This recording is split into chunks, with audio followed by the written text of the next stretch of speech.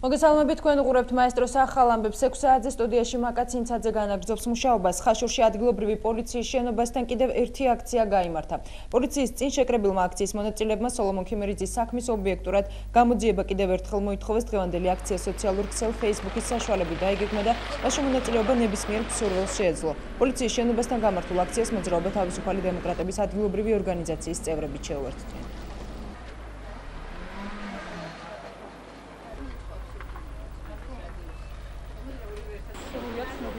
ეს არის მოქალაქეების მიერ ორგანიზებული აქცია Facebook-ის მეშვეობით.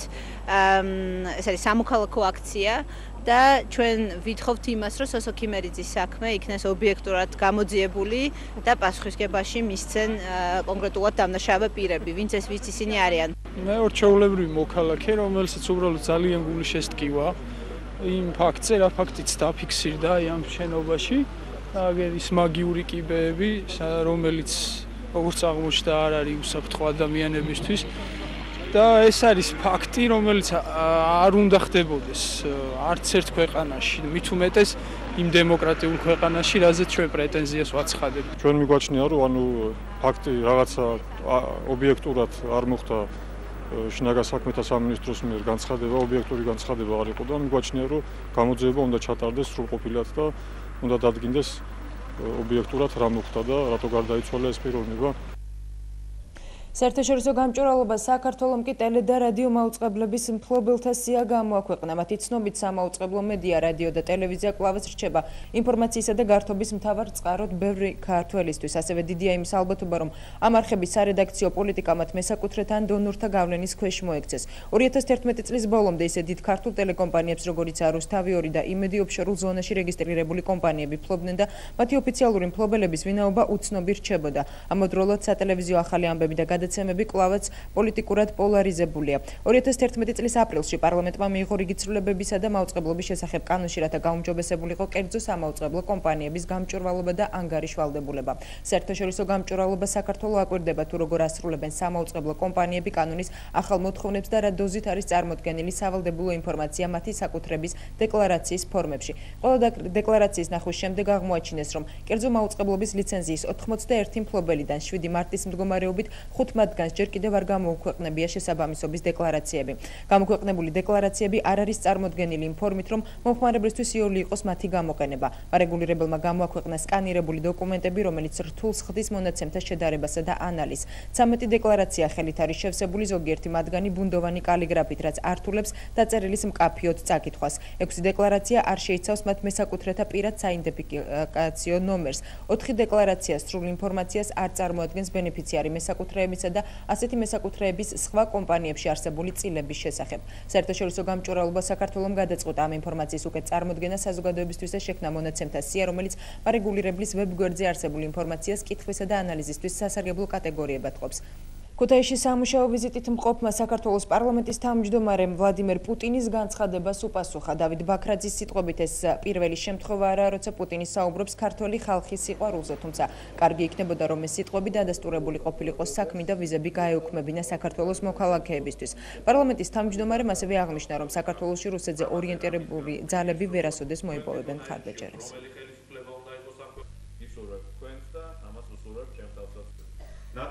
ბატონ პუტინს არაერთგზისაა განცხადებული, რომ მას უყვარს ქართველი ხალხი და არ უყვარს ქართული ხელისუფლება, ვიზების გაუქმება იქნებოდა სწორედ ქართველი ხალხის და არა ქართველი ხელისუფლების მიმართ გადმოდგმული ნაბიჯი, მაგრამ მე ვფიქრობ ამ განცხადებით მან ძალიან კარგად აჩვენა საკუთარი დამოკიდებულება ზოგადად საქართველოს და ქართველი ხალხის მიმართ. არ არის ნამდვილად საიდუმლო, რომ რუსეთი ერთ-ერთი ბერკეტი, რომელსაც რუსეთი იყენებს საქართველოს წინააღმდეგ, ეს არის ქართულ შიდა პოლიტიკაში ჩართვის მცდელობა და გარკვეულ პოლიტიკურ ძალებზე დაყრდნობით მცდელობა ზეგავლენა მოახდინონ ქართველი ხალხის არჩევანზე და ქართულ პოლიტიკაზე, თუმცა მინდა თქვა დარწმუნებული ვარ, მომავალშიც ეს პოლიტიკა იქნება ისეთივე წარუმატებელი, როგორც იყო წარსულში. ექსპერტების შეფასებით კი ვლადიმერ პუტინს კავკასიასთან მიმართებაში ახალი პოლიტიკის დაწყებას სურს და ამით აიხსნება ოფიციალური კრემლის განცხადებები საქართველოს მხრიდან შეთანხმებათა დარღვევის შესახებ. ანალიტიკოსების განმარტებით რუსეთს საქართველოს შორის ერთობლივი ანტიტერორისტული ცენტრის შექმნასთან დაკავშირებით შეთანხმება მართლაც იყო დადებული. აჭარიდან და გუდაუთიდან ბაზების გაყვანის სანაცვლოდ, თუმცა ამის გამო რომ რუსეთმა თავის მხრივ ნაკისრი ვალდებულებების ნაწილი დაარღვია, პირობა აღარ საქართველოს შეუსრულებია. იყო მოლაპარაკების თემა ისეთი, მანამდე რაც არ შესრულდა და ამ განაპირობა რუსეთის მიერ საომარი მოქმედებებისთვის მზადება. იმიტომ რომ მე კიდევ ერთხელ ვიმეორებ, მარტის თვიდან ჩემი თვალით ამაქვს ნახე როგორ ემზადებოდა რუსეთი 2008 წლის მარts გულისხმობ ომისათვის. ანუ რუსეთი ემზადებოდა და ეს არ არის საქართველოს ხარემ დაიწყო მხოლოდ. რაც შეეხება ამ განცხადებას დღევანდელი აქტუალობიდან გამომდინარე, დღეს ახლა პუტინი ახალი ხელისუფალია თავიდან მოვიდა ხელისუფლებაში, ის ბუნებრივია ცდილობს რომ რაღაცნაირად სიტუაცია, ასე ვთქვათ, ისე დაალაგოს, რომ დასავლეთის მიერ ყოველ წუთში არ იყოს იმაზე ლაპარაკი, რომ ეს არის ოკუპანტი. ეს იმის მანიშნებელია, რომ რუსეთი ყველანაირად ცდილობს დაფაროს თავისი დანაშაული და მოქმედებს გაღმა შეედავეს პრინციპით, ცნობილია როგორც ოკუპანტი ქვეყანა და აქედან გამომდინარე, თქვათ, რუსეთი ცდილობს იმართლოს თავი და გაამართლოს სხვადასხვა მიზეზებით საკუთარი სამხედრო ქმედებები. ამხანაგი მედვედევი ამას ხსნიდა იმით, რომ თუ არა რუსეთის ქმედება ამ შემთხვევაში, თქვათ, ნატო მიუახლოვდებოდა რუსეთის სამხრეთ საზღვრებს, პუტინი ხსნიდა იმით, რომ საქართველოს არ შეასვლა გარკვეული პირობები ანტიტერორისტულ ცენტრთან დაკავშირებით, მაგრამ რეალობა გახლავთ აბსოლუტურად სულ სხვა და ამიტომაც თქვათ ფაქტურად, რა ვიცი, კვირა არ გავა, რომ რუსეთის ოფიციალური პირები, მათ შორის პრემიერი და პრეზიდენტი არ შეეხდნენ საქართველოს საკითხს. პარლამენტის პირველი ვიცე-სპიკერი მიხეილ მაჭავარიანი საქართველოში კონტრტერორისტული ცენტრის შექმნის თაობაზე რუსეთსა და საქართველოს შორის მოლაპარაკებების არსებობას ადასტურებს, თუმცა ხაზგასმით აცხადებს, რომ ამ კონტექსტში კონკრეტულად აჭარის რეგიონზე საუბარი არ ყოფილა.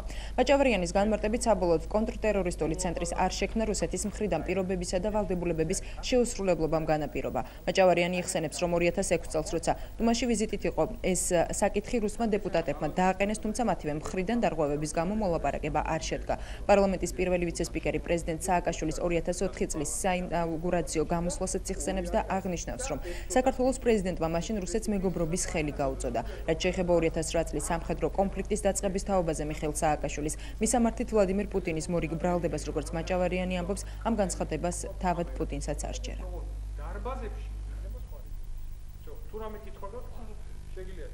ჩხოროწყუს რაიონში კი ქართული ოცნების ოფისი გაიხსნა. მხარდამჭერებთან შეხვედრას კოალიციის წევრები კახა შარტავა და ლევან იზორია ესწრებოდნენ. დღესვე ოპოზიციური პარტიების ლიდერებმა ადგილობრივ მოსახლეობას ქართული ოცნების ჩხოროწყუს ოფისის ხელმძღვანელად კორნელი საჯაია დაასახელეს. ჩხოროწყუში დღეს გამართულ შეხვედრას თვალყურს ადევნებდნენ კონსტიტუციური უსაფრთხოების დეპარტამენტის წარმომადგენლები, რომლებიც ქართული ოცნების მხარდამჭერებმა მიმდებარე ტერიტორიაზე შენიშნეს. ოცნობი პირები ოფისთან შეკრებილი მოქალაქეების ვიდეო ფირზე აღბეჭდავდნენ. ამ ფაქტის შესახებ კი განცხადება კოალიციის ერთ-ერთმა ლიდერმა ლევან იზორიამ გააკეთა.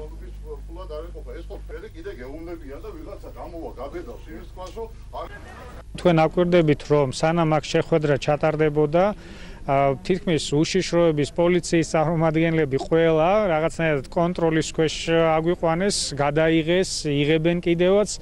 ანუ ყველანაირად პოლიტიკური თვალსაზრისით შეზღუდულია სიტუაცია სამეგრელოში, არა მარტო სამეგრელოში, მთელ საქართველოში. ჩვენ უნდა გავარუღიოთ ეს შიში, ჩვენ უნდა გავარუღიოთ ის კონტროლის მექანიზმები, ტოტალური კონტროლისა, რაც ამ ხელისუფლებამ დაამკვიდრა ზოგადად საქართველოში და კონკრეტულად ამ კუთხეში ახალაიების კლანით. სამეგრელომ ძალიან ბევრი გადაიტანა. პრაქტიკულად ყველა ცვლილების და ყველა ჯანსაყიდეს თანამონაწილე იყო და შედეგად მიიღო ადამიანური გაპარტახება, საუკეთესო შვილების დაღუპვა თუ საზღვარგარეთ წასვლა და ასე შემდეგ. ამ ეტაპზე ჩვენ ასეთი მაპატიეთ და ექსპერიმენტის ჩატარებას სამეგრელოზე არ ვაპირებთ. ის ზოგად ქართული გამარჯვების დაასკვნითი ეტაპის სრული თანამონაწილე უნდა იყოს და ამ გამარჯვების შედეგად მან უნდა აღიდგინოს საკუთარი ღირსება და ათავისუფლდეს იმ პრობლემებისგან, რაც აწუხებს. მობეზრდათ ეს ცხოვრება ყველას. ამ სიცრუეში ცხოვრება აღარ უნდათ შვილო. უნდათ რომ რამებრად კიდე აი სოფლებში რომ ვაკუუმი არის საერთოდ ინფორმაციული, ამის ამოქმედება უნდა და ამოძრავება უნდა. ხალხს რომ გაიგონ, მარტო შევყურებდო სახელმწიფო ტელევიზიებს და მეტი არაფერი არ არსებობს ამ ხალხისათვის შვილო.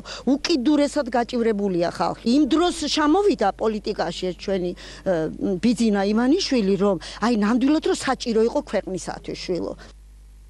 ჟურნალისტ ლუბა ელიაშვილისა და ადვოკატ ჩალვა შავგულიძის ვაჟი ქართული ოცნების ახალგაზრდული ფრთის უკვე ყოფილ წევრს ზაზა სვანაძეს პასუხობს. ელიას უნივერსიტეტის იურიდიული ფაკულტეტის სტუდენტი გიორგი შავგულიძე მიიჩნევს, რომ ზაზა სვანაძის განცხადება მისი პატევი და ღირსება შეელახა.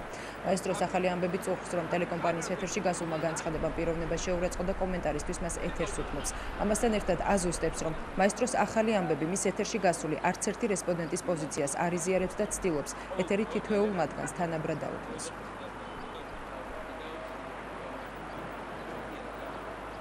გუშინ ტელეკომპანია მაესტროს ეთერში გაშუქდა ვიღაც ზაზა სვანაძის პრესკონფერენცია, რომელმაც ჩემს შესახებ თქვა ესეთი რამ, რომ მე გიორგი შავგულიძე ლუბა ელიაშვილის ვაჟი ვარ ნარკორეალიზატორების მეგობარი.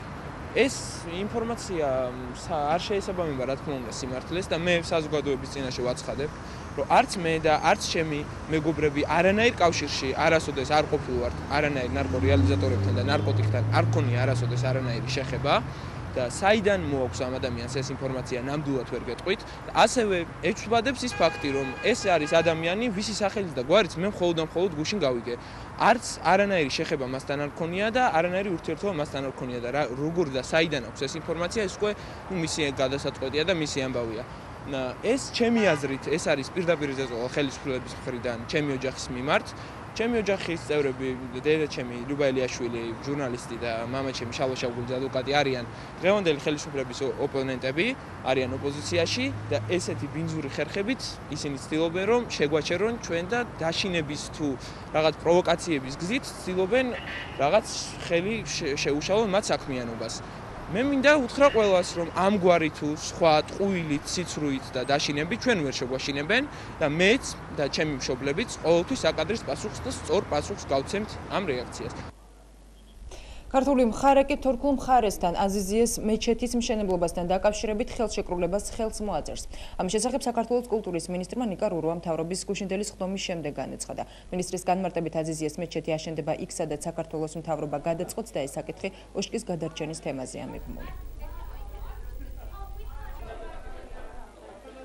ხელშეკრულებას ველოდებით თურქეთის მხრიდან ეს ყველაფერი არის განპირობებული იმით, რომ აქტიურად აზიზიეს თემა მიბმული არის ოშკის ფიზიკურად გადარჩენის თემაზე და ოშკი არის ქართული ხუროთმოძღვრების ერთ-ერთი ყველაზე მნიშვნელოვანი ძეგლი, ერთ-ერთი საუკეთესო ნიმუში ქართული მატერიალური და სულიერ მემკვიდრეობისა და მისი დანგრევის პასუხისმგებლობას ბუნებრივია ვერ გავექცევით, ამიტომ ეს არის გადასარჩენი. 2020 წლისთვის საქართველოში ევროპის ჩემპიონატის ჩატარება საკმაოდ რეალურია. ამის შესახებ საქართველოს ფეხბურთის ფედერაციის პრეზიდენტმა განაცხადა, როგორც სიჭინავამ აღნიშნა, ფედერაციას მოსამზადებელი სამუშაოების ჩასატარებლად სახელმწიფოს დახმარება დასჭირდება. 2014 წლისთვის უნდა არსებობდეს ჩამოყალიბებული გეგმა, რომელიც წარედგინება UEFA-ს თუ საქართველოს რომელ ქალაქებში გაიმართება ჩემპიონატი. სიჭინავას ინფორმაციით საუბარია 5 ქალაქზე: თბილისი, ბათუმი, ქუთაისი და სამომავლოდ კიდევ დაკონკრეტდება 2 ქალაქი. მისი განცხადებით UEFA-ს მოთხოვნების თანახმად ევროპის ჩემპიონატის მასპინძლობის საჭიროა 12 სტადიონისა და 24 საცხოვრებელი ბაზის აშენება, ასევე სათანადო აეროპორტები საქართველოსა და აზერბაიჯანში. ფეხბურთში ევროპის ჩემპიონატის გამართვასთან დაკავშირებული დეტალები 21 მარტს სტამბულში UEFA-ს კონგრესზე გაირკვევა. ამის შესახებ სპორტისა და ახალგაზრდობის საქმეთა მინისტრმა ლადო ვარძელაშვილმა განაცხადა.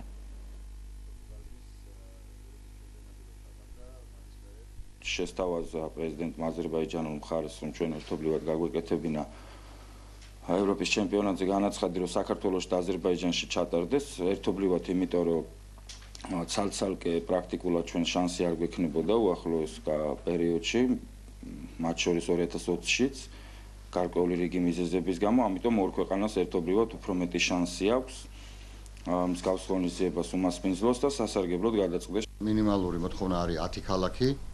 რაც ვფიქრობ, რომ დააყრდნობს ორი ქვეყნის სიტუაცია. უნდა იყოს 12 სტადიონი უმაღლესი ხარისხის, 24 ბაზა საცხოვრებელი, აეროპორტი და ბევრი სხვადასხვა ინფრასტრუქტურა, რომელიც ჭირდება ამის ჩატარებას. აბსოლუტურად რეალურია ეს ყველაფერი, იმიტომ რომ ის სურვილი, რომელიც გამოთქვა ორი ქვეყნის ხელმძღვანელობამ, ძალიან მნიშვნელოვანია, იმიტომ რომ არის დიდი პრობლემები, რომელიც იქნება გადასაწყვეტია უკვე სტამბოლში ჩვენ დავიწყებთ ამაზე მოლაპარაკებას. Greenpeace-ი მხარდამჭერთა ჯგუფის წარმომადგენლები სხვა გარემოს დაცვით ორგანიზაციებთან ერთად პოლიტიკურ პარტიებს მიმართავენ კამპანია უსაფრთხო ენერგეტიკა სიცოცხლისთვის ფარგლებში ჯგუფი გიგანტური კაშხალების მშენებლობის შეჩერებას ითხოვს. პოლიტიკურ პარტიებს Greenpeace-ი მხარდამჭერთა ჯგუფი მოუწოდებს ხელი მოაწეროს მემორანდუმს, რომლითაც მხარს დაუჭერენ ჯგუფის ინიციატივას. აქედან გამომდინარე მოვითხოვთ შეწყდეს გიგანტური კაშხლების მშენებლობა და სახელმწიფო პრიორიტეტად გამოცხადებული იქნას განახლებული ენერგეტიკის სხვა დარგების განვითარება.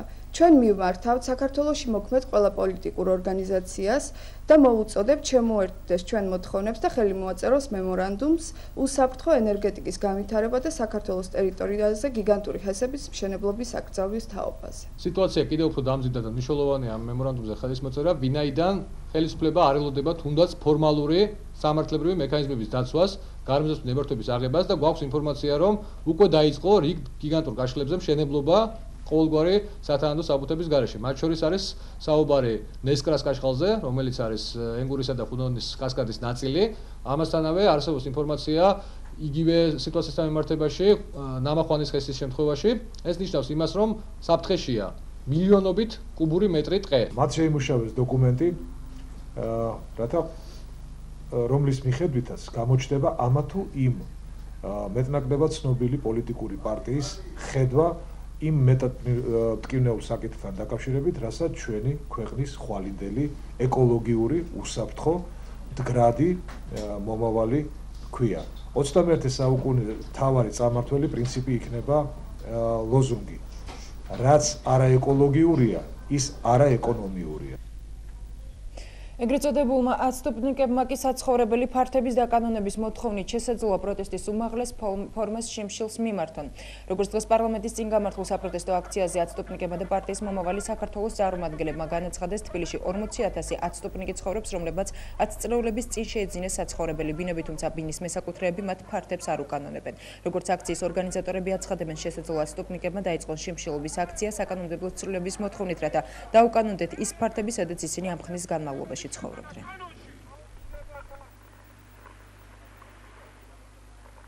მარტო დედაქალაქში არის 40,000 ოჯახი, ეგრეთ წოდებული აცტოპნიკი და ეს ხალხი გაჩერებას ნამდვილად არ აპირებს. აქციები გაგრძელდება მანამ, სანამ ეს მოთხოვნა არ იქნება დაკმაყოფილებული. ადამიანი ერთხელ რო გადაიხდის რაღაცაში ფულს, იმას მეორედ ფულს აღარ უნდა ახდევინებდეს. თუ ხელისუფლებამ ყურად არიღო ამ ადამიანების მოთხოვნა, მერწმუნეთ აუცილებლად გაგჩნდება აქციებზე სხვა მოთხოვნებიც. დღევანდელი აქციის მთავარი მოთხოვნა არის ეგრეთ წოდებული აცტოპნიკებზე, რომელიც ამდენი წლებია ბინებში ცხოვრობენ, ნაყიდიაქვენ, არ უფორმებენ და არ უკანონებენ.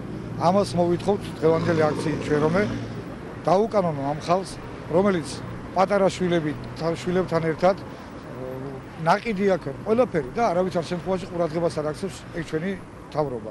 მოსარგებლეები მართლაც იყვნენ არათანაბარ მდგომარეობაში ჩაყენებული მესაკუთრეებთან შედარებით, მანამ სანამ შევიდოდა კანონში ცვლილება, რომელმაც ვადა გააუქმა და ვადით შეზღუდული ისინი არ არიან. დღესდღეობით მოსარგებლე და მესაკუთრე არის ერთნაირ პირობებში ჩაყენებული, კანონი მათ აყენებს ერთნაირ პირობებში და ჩვენ მერიის მიერ შექმნილი თბილისელების ადვოკატი ვეხმარებით თანაბრად ორივე მხარეს, როგორც მოსარგებლეს, ისე მესაკუთრეს. საქართველოს პრეზიდენტი მიხეილ სააკაშვილი კი ქალებს 8 მარტს ქალთა საერთაშორისო დღეს ულოცავს. მიხეილ სააკაშვილის სარვამარტო მილოცვა პრეზიდენტის Facebook-ის ოფიციალურ გვერდზე გამოქვეყნდა. ზოგი ამბობს, რომ 8 მარტი არ უნდა ვიზეიმოთ, რადგან კლარა ცეტკინის მოგონილი კომუნისტური დღესასწაულია, მაგრამ ჩემი აზრით, ყოველი დღე ქალთა დღე უნდა იყოს, ისედაც ამიტომ გილოცავთ ქალბატონებო. გისურვებთ ბედნიერებას, კარგ განწყობას და იმას, რომ ყოველი ახალი დღე წინაზე უკეთესი იყოს, როგორც პრეზიდენტი წელიწადის 65 დღე საქართველოს ტერიტორიაზე იდეაზე ვაცხადებ ქალთა დღესასწაულად და მოვუწოდებ კაცებს გაუფრთხილდეთ საქართველოს ამ უკეთეს ნაწილს აღნიშნულია პრეზიდენტის მილოცვაში. დღესვე მიხეილ სააკაშვილის Facebook-ის ოფიციალურ გვერდზე გაჩნდა წარწერა პრეზიდენტის ახალი ბრძანებულებით დღეიდან დიდი ჯარიმები წესდება ქალების გაბრაზებისთვის და ასევე შემოდის მატერიალური და მორალური წახალისება მათი სათანადო დაფასებისა და მაქსიმალური ხელშეწყობისთვის.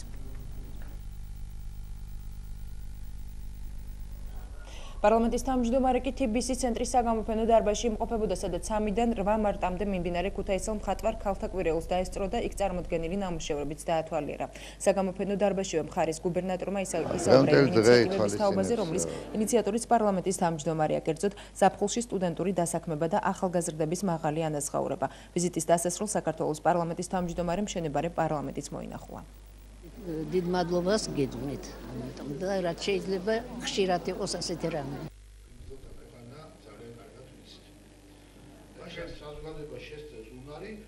დღეს დაგეგმილია ხანდაზმულ ვანდეოსებისათვის სარომარტო საღამოს მოწყობა.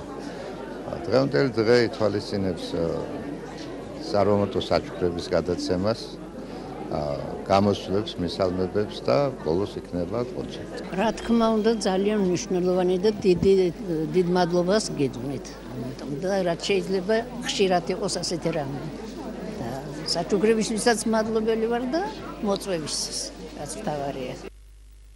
ქალთა საერთაშორისო დღე თბილისის ხანდაზმულთა პანსიონატის მაცხოვრებლებმა კონცერტით აღნიშნეს. ბენეფიციარებს 8 მარტი ანსამბლმა რუსთავმა, ჯგუფმა სეიშენმა და გასართობმა ცენტრმა ნევერლენდმა მიულოცა. სახელმწიფო ზრუნვის სააგენტოს წარმომადგენლება კი პანსიონატის მაცხოვრებლებს თაიგულები და ტკბილეული მიართვეს. მოხუცთა თავშესაფრისის მაცხოვრებლები, რომლებმაც ჯანმრთელობის მდგომარეობის გამო ოთახიდან გამოსვლა ვერ შეძლეს, ნევერლენდის წარმომადგენლებმა ყვავილები ოთახებში მიართვეს.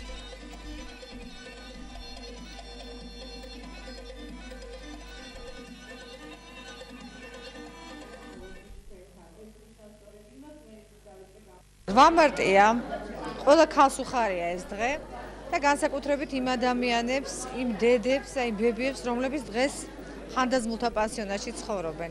არ შეიძლებოდა რომ ჩვენ ეს დღე აქ არ აგვეღნიშნა. გული არ ბერდება, გული გულად რჩება და დღეს შევეცადეთ რომ ძალიან ლამაზი დღე გვეშუქებინა ამ ღირსეული ადამიანებისთვის. მე ამ სახლს ვუძახი მოხუცთა 64-ს.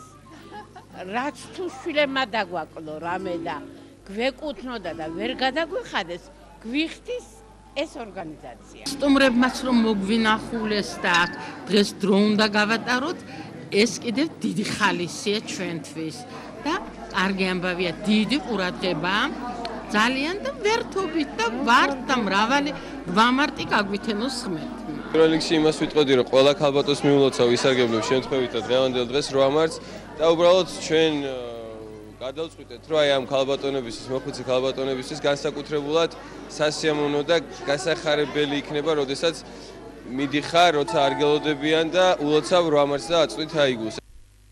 ჯაბა სამუშიამ კი ქალთა საერთაშორისო დღე მარტო ხელა დედას მიულოცა. ნინო კახიანი დასუფთავების სამსახურში მუშაობს და ამბობს, რომ დასაქმებისთანავე სოციალური დახმარება შეუწყდა, მას ყავს ავადმყოფი შვილი და კომუნალური გადასახადებს ვერ ფარავს, რის გამოც ელექტროენერგიაც არ მიეწოდება.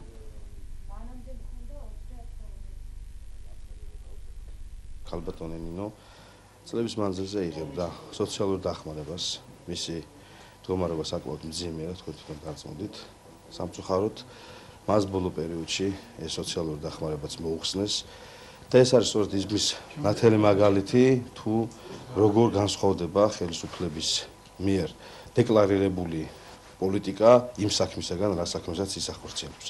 ამიტომაც ჩვენ ქრისტიან-დემოკრატები სასწრაფოდ დავაყენებთ ხვალვე საქმის იმ შესახებ, რომ ქალბატონ ნინოს და იმ კატეგორიის მარტოხელა დედებს, რომლებიც აი ამ მდგომარეობაში არიან, აღუდგეთ როგორც სოციალური დახმარება, თუ ეს მათ მიეწოდებოდათ, ან და მოხდეს მათ მიმართ განსაკუთრებული, ასე ვთქვათ, პოლიტიკის გატარება სახელმწიფოს მხრიდან. ვინაიდან მიგვაჩნია, რომ ამ კატეგორიის ადამიანებს სახელმწიფო უნდა დამატებითი, ასე ვთქვათ, სახსრებით დაეხმაროს. ქულა მქონდა 32 ძალიან დაბალი, მაგრამ მე რო დავიწყე მუშაობა, ალბათ მაგიტომ მომიხსნეს. დახმარებაზე მიმართე, განცხადება მაქვს დაწერილი და უარყოფითი პასუხი მომივიდა.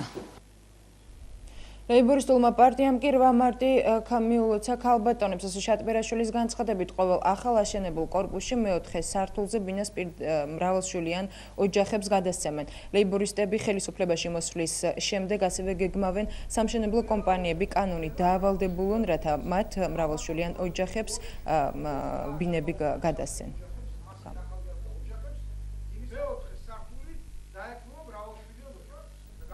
მინდა მოულოცო აქ დამსწრე ყველა ქალბატონს, ყველა გოგონას დღევანდელი დღე შესანიშნავის დღესასწაული 8 მარტი, რომელიც მთელ მსოფლიოში აღენიშნებოდა და დღესაც აღენიშნება. მაგრამ 2012 წლის 8 მარტს ვერ ხვდება ჩვენი ხელისუფლება ხელდამშვენებული ქალბატონებს და განსაკუთრებით მრავალშვილიან ოჯახებს. სიდუხჭირე, უმუშევრობა, შიმშილი, უბინაობა, აი ასე შეხვდა ჩვენი ხელისუფლება 2012 წლის 8 მარტს. ხელისუფლების შეცვლისთანავე ახალი მოწვევის პარლამენტში ჩვენი პარტია მოამზადებს და განსახილველად შეიტანს კანონ პროექტს, რომლის მიხედვითაც ყველა მრავალშვილიან ოჯახს კანონის მიხედვით გადაეცემა ბინები ყოველ ახალაშენებულ კორპუსში მეოთხე სართულის სახით. თბილისის პირველ კლასიკურ გიმნაზიაში კი ფოტოგამოფენა კონკურსი გაიმართა. ფოტოები, რომლებიც სკოლის დარბაზში იყო გამოფენილი, კონკურსის შემდეგ გაიყიდება. შემოსული თანხა კი ლეიკემიით დაავადებულთა სამკურნალო ცენტრში გადაირიცხება. გამოფენა კონკურსში მონაწილეობა თავად პირველი სკოლის მოსწავლეებმა მიიღეს. სკოლაში გამოფენა ყოველი წლის 8 მარტს იმართება და გაყიდული სურათებიდან შემოსული თანხა სხვადასხვა ცენტრში ირიცხება.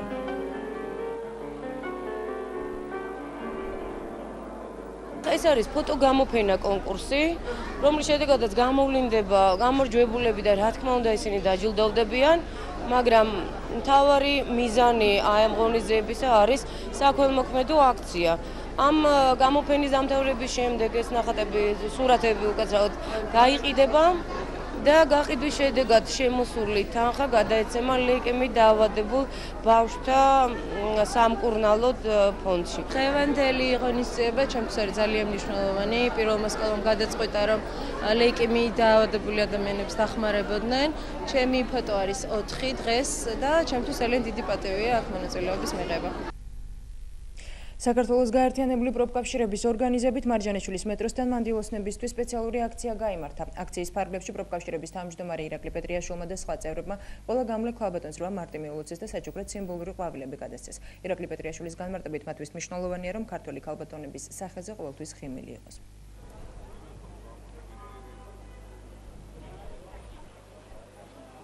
ყველა მანდილოსანს ულოცავ დღევანდელ დღესასწაულს. დიდი მადლობა იმისთვის, რომ თქვენ დღესასწაულთან ერთად გაზაფხული შემოგბრძანდება და შემოაბიჯებს საქართველოში. თქვენის ნამადობით სამყაროს ყველა მანდილოსანს უსურვებ ბედნიერებას, კარგად ყოფნას, მაგრამ განსაკუთრებით ეს რა თქმა უნდა ქართველი მანდილოსნებისთვის გვემეტება. ქართველ მამაკაცებს თითოეული ნაჩუქარი ყვავილი, როგორც მინიმუმ ღიმილს აღზრავს მანდილოსნის სახელზე და მინდა რომ ესეთი ღიმილიანი ყოფილიყავით. საქართველოს პროფკავშირების გაერთიანება, ყველა პროფკავშირული ორგანიზაციები ულოცავთ ყველა დასასაქმებელს და დაუსაქმებელ მანდილოსნებს 8 მარტს. ეს ლამაზი დღე გვინდა ვაჩუქოთ ყველას და ყველანი დასაქმებული გვენახოს. ეს არის ჩვენი სურვილი. ძალიან სასიამოვნო იყო. ყველა ქალბატონს მიულოცავ დღევანდელ დღეს. ყოველთვის ყოფილიყვნენ ლამაზები, ბედნიერები, მიმზიდველები და სასურველები თავიანთი საყვარელი მამაკაცებისათვის. ქალთა საერთაშორისო დღეს გაერთიანებული ერების ორგანიზაცია გაეროს ერთობლივი პროგრამის გენდერული თანასწორობის ხელშეწყობისთვის საქართველოში პრეზენტაცია შედგა. პროგრამის გაერო 3 სააგენტო უხელმძღვანელებს მიზანი კი ქალთა როლის გაძლიერება და გენდერული თანასწორობის პრინციპების დანერგვა. 8 მარტთან დაკავშირებით საჯარო ბიბლიოთეკაში გამოფენაც გაიხსნა სახელწოდებით ქალთა საკითხი საქართველოში 19-20 საუკუნეების მიჯნაზე.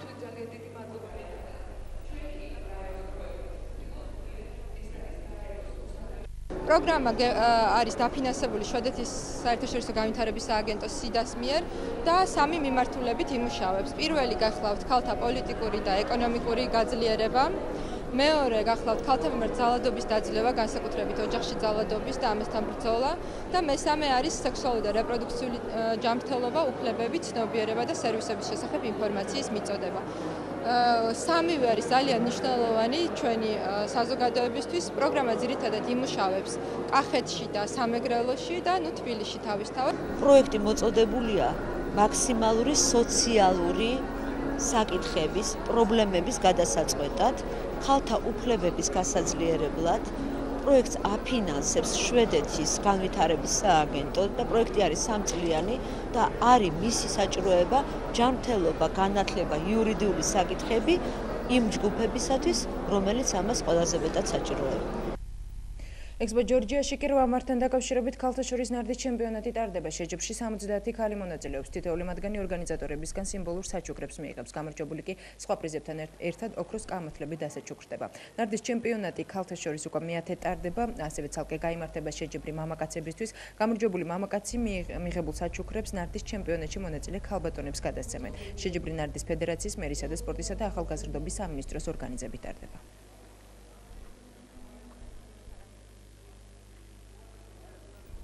მე მგონი ამას უდიდესი ტრადიცია იქნება შემდეგშიც და უფრო დიდი საერთაშორისოც გახდება სხვა დროისათვის. აი უყურებთ ალბათ თქვენ თვითონ ძალიან კარგი სახეებით ქალბატონებს ყველა კმაყოფილია. იწერება ძალიან კარგი შიმნი, სიმღერა, აი ამ ჩემპიონატზე, ნარდის სხვათა შორის ეს უკვე სპორტული გახდა, იცით? აი ჭადრაკი ხო არის, ნარდის შევიდა სპორტულ სფეროში და მე მიხარია რომ უკვე სპორტსმენი ვარ, ნახეთ? იცით რა? აი მართლა ქალებისთვის მართლა ძალიან საზეიმო და მე მამაკაცები ხვდებით ერთ ქალი და მამაკაცი. მე მაგათ 5 მამაკაც მოვუგე და მესამე ადგილზე გავედით. მე დღეს გადაწყვიტე რომ ესეთი პატარა დღესასწაული მომეწყო ჩემთვის მithumedes რომ მივიღე მოპატიჟება, სიამოვნებით დავთანხმდი. 5 წლიდან ვთამაშობ ნარდს და მართალი გითხრათ, დროის სიმცირის გამო ხშირად ვერ ვახერხებ ხოლმე და საიდუმლოს გეტყვით. ჩემი მეგობრები ისხდნენ და მეცადინეობდნენ და მე ვერ მოვახერხე. ივენთ ჰოლში 9 მარტს ბრაზილიური ჯაზის აღამო შედგება. მომღერალი ქეთი ფარესაშვილი კომპოზიციებს შვედ მესაყვირესთან ერთად შეასრულებს. აღამო პროექტ 4 სეზონის ფარგლებში გაიმართება. ჩვენ გვაქვს 9 მარტს ივენთი ივენთ ჰოლში, ანუ ჩემი სოლო კონცერტი იმართება და ჩამოვიყვანეთ ჩემი მეგობარი, წარმოშობით შვედი, დანიაში მოღვაწე მესაყვირე, უნიჭიერესი და ამომავალი ვარსკვლავი და ევროპა იცნობს და მხოლოდ 3 დღე ქონდა თავისუფალი და მეგობრულად დამითმო და ჩამოვიდა ჩემთან რომ მიიღოს კონცერტში მონაწილეობა. შესრულდება ჯაზური კომპოზიციები და რა თქმა უნდა ჩემი სამბის სახელიც რო ჩაიქსოვოს შიგნით. სულ რაღაც 24 საათია რაც საქართველოში ვარ, მაგრამ პირველი შთაბეჭდილება დადებითია. ბედნიერი ვარ რომ აქ ვარ, ძალიან მომწონს. ქეთის რამდენიმე წლის წინ შევხვდი შვედეთში. ამ პროექტის განხორციელება გვინდოდა და ბოლოს როგორც იქნა, ამას მივახციეთ.